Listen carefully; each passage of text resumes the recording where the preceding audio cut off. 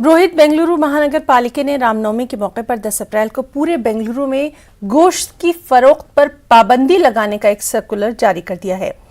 BBMP के circular में कहा गया है कि इसके दायरे इख्तियार में आने वाले गोश्त की दुकानें और मिज़बाखाने इतवार को बंद रहेंगे। बीबीएमपी ने इससे पहले गांधी जयंती और महाशिवरात्रि के मौके पर गोश्त की फरोख्त पर पाबंदी आयद कर दी थी।